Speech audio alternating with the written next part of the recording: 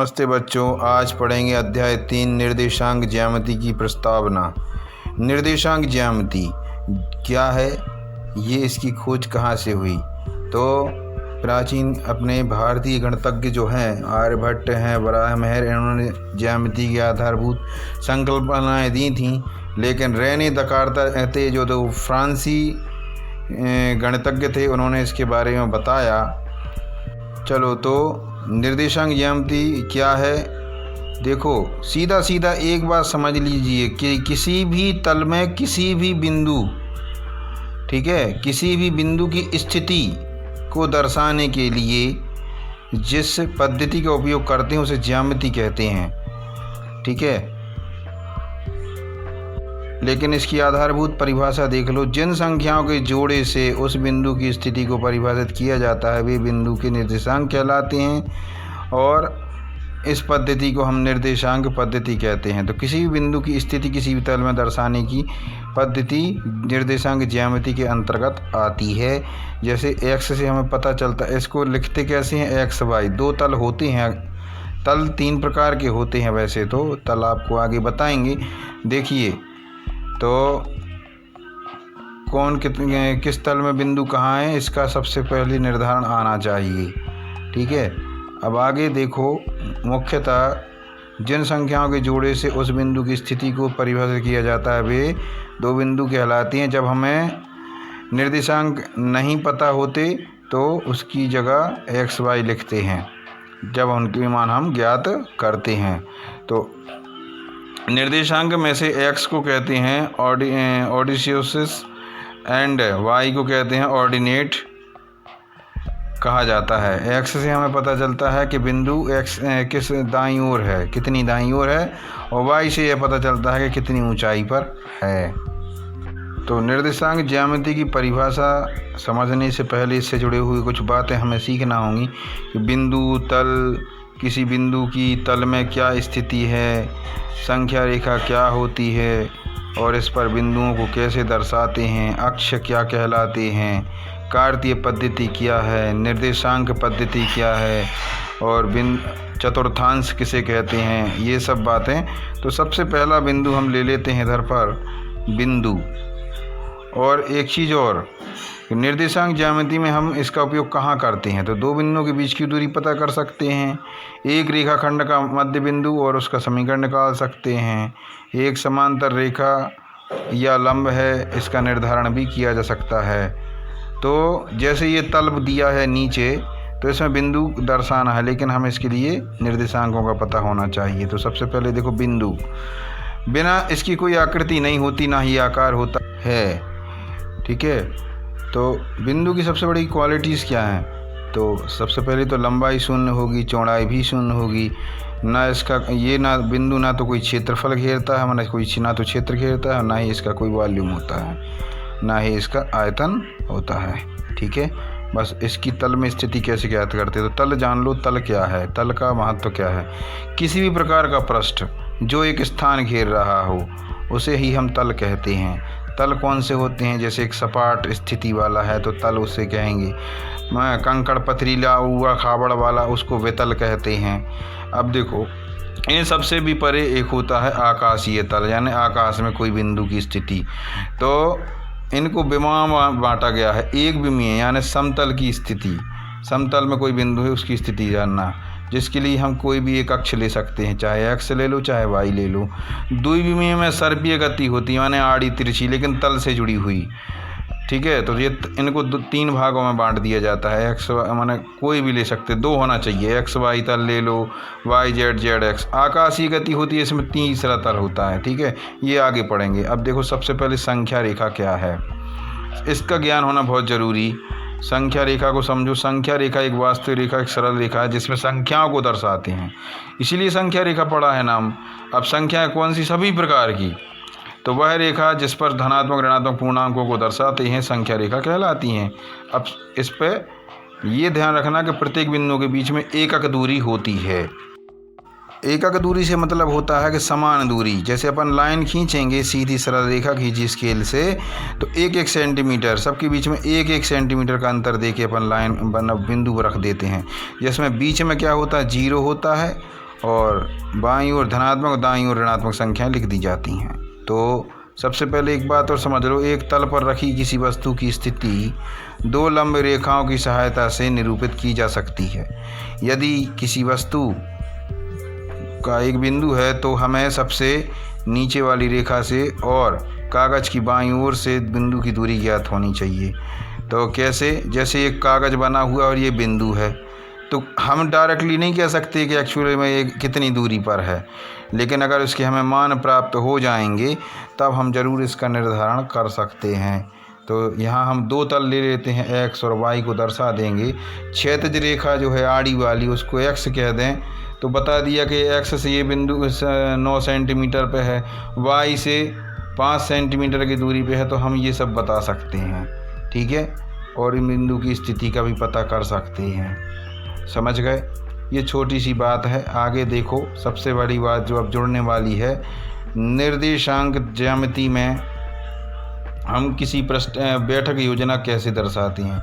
जैसे एक क्लास बनी हुई है और हम इसके बराबर बराबर खंड बांट दें, एक लाइन है और नीचे स्तंभ है।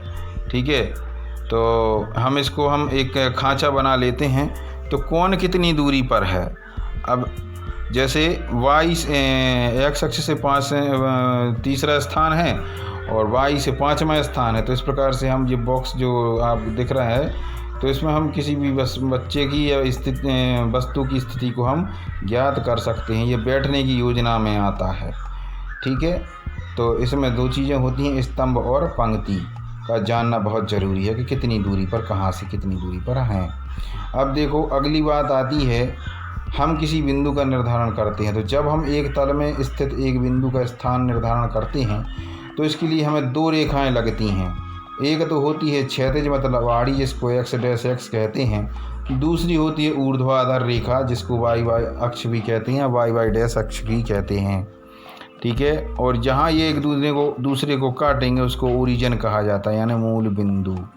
ठीक है, तो मूल बिंदु के दाईं ओर सभी धनात्मक संख्या होंगी एक्स अक्ष में, और बाईं ओर धनात्मक और दाईं ओर ऋणात्मक होती हैं। ऊपर जाओगे तो धनात्मक, नीचे आओगे वाई अक्ष के लिए तो ऋणात्मक होंगी। ठीक है, मूल बिंदु के ओरिजिन कहलाता है, और वहाँ पर दोनों के मान क्या होंगे? वाई अक्ष का निर्देशांक भी 0 और जेड का एक्स का भी 0 होगा। ठीक है, अब आगे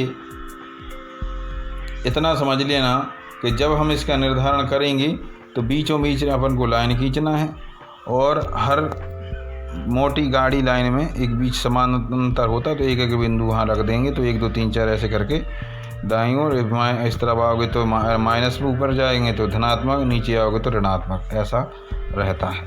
तो ये क्या करा, दोनों अक्षों ने एक दूसरे को मूल बिंदु पे काटा, और इसने क्या किया, इस पूरे तल को कितने भागों में बांट दिया?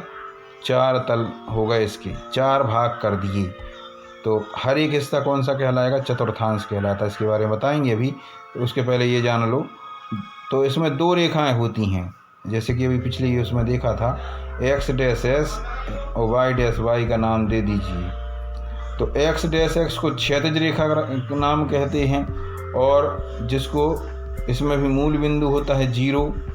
ठीक है, तो जिसमें आप एक और जाएंगे तो धनात्मक संख्या होती हैं, 1 से चालू हो जाएंगे, 1 2 3 4, और दूसरी ओर जाएंगे तो ऋणात्मक संख्या जाएंगी 0 से, तो ऋण 1 ऋण 2 ऋण 3 ऋण 4। अब ऐसे ही वाई में होता है, तो ऊपर जाओगे धनात्मक, नीचे जाओगे ऋणात्मक।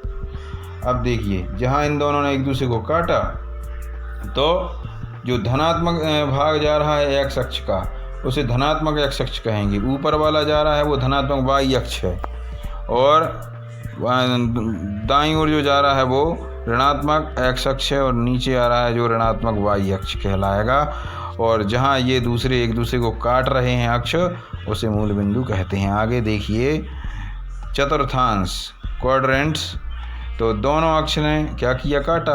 अब घड़ी की तरह से आपको घूमना है, तो एक्स से हम वाई की ओर जाएंगे ऊपर की तरफ, तो वो जो एक हिस्सा है वो चतुर्थांश 1 कहलाएगा। फिर आगे जाओगे तो दूसरा चतुर्थांश, तीसरा चतुर्थांश और चौथा चतुर्थांश। तो इन दोनों लाइनों ने क्या किया, इन दोनों अक्षों ने एक तल को 4 भागों में बांट दिया। इस प्रकार इस तल में दोनों अक्ष और चारों चतुर्थांश सम्मिलित होते हैं। तो इस तल को क्या कहते हैं? कार्तीय तल या निर्देशांक तल या XY तल या निर्देशांक अक्षीय तल भी कहा जाता है।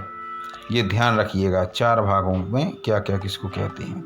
ये देखो, तो X और Y के पहले में पहला चतुर्थांश, दूसरी तरफ जाओगे तो द्वितीय चतुर्थांश, नीचे आओगे जहाँ पे दोनों मान ऋणात्मक रहेंगे तृतीय कहलाएगा, और इसमें 4 भाग हो गया, चौथा भाग चतुर्थांश, चौथा चतुर्थांश चतुर्थांश कहते हैं।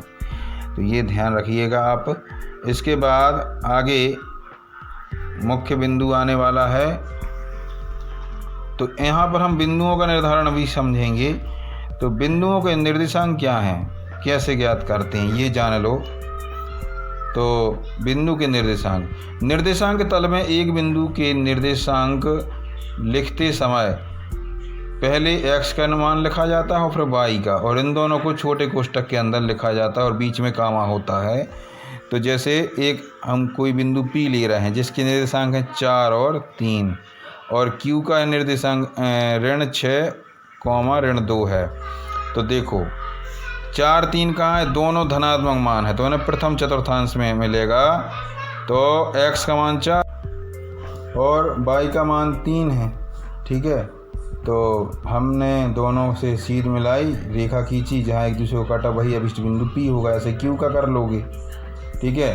तो जहाँ Q में ये हमें ऋणात्मक x अक्ष देखना है, तो ऋणात्मक मान 6 और y का -2, तो ऋणात्मक नीचे की ओर, दूसरा मान 2, दोनों को देखो कहाँ काट रहे हैं, वही आपका Q बिंदु अभिष्ट बिंदु प्राप्त हो जाएगा। तो इस प्रकार से देख रही हैं। आगे देखो, निर्देशांक जो होते हैं बिंदु के, x अक्ष पर स्थित प्रत्येक बिंदु का, अगर कोई x अक्ष पर बिंदु है तो वहाँ पे y का मान 0 होगा, और x अक्ष पर स्थित किसी भी बिंदु के निर्देशांक क्या होंगे? x 0 के रूप में लिखेंगे। और अगर कोई बिंदु y अक्ष पर है तो वहाँ पर निर्देशांक क्या होंगे? 0y। तो ध्यान रखें, x अक्ष से बिंदु की दूरी y है, और वहाँ पे क्या है? y अक्ष से बिंदु की दूरी x है। लेकिन जहाँ ये दोनों अक्ष एक दूसरे को काट रहे हैं वो कौन सा बिंदु है? मूल बिंदु। तो मूल बिंदु के निर्देशांक बहुत ही इम्पोर्टेंट बात है, 0 0 लिखा जाता है, ठीक है। x बराबर, x के निर्देशांक भी 0 और y का निर्देशांक भी मूल बिंदु पे 0 होता है, ठीक है। अब इसके बाद महत्वपूर्ण बातें हो चुकी हैं, तो ये सब आप समझ लो, जान लो। आई होप आप लोगों ने समझ लिया होगा। अब इसकी आगे प्रश्नावली हम करेंगे, समझेंगे, ठीक है। तब तक के लिए नमस्कार। ये था निर्देशांक ज्यामिति का एक हिस्सा जो हमने आपको समझाया। अब इसकी हम प्रश्नावलियों को हल करेंगे। हमारे चैनल को सब्सक्राइब, लाइक, शेयर, कमेंट करना ना भूलें। नमस्कार बच्चों।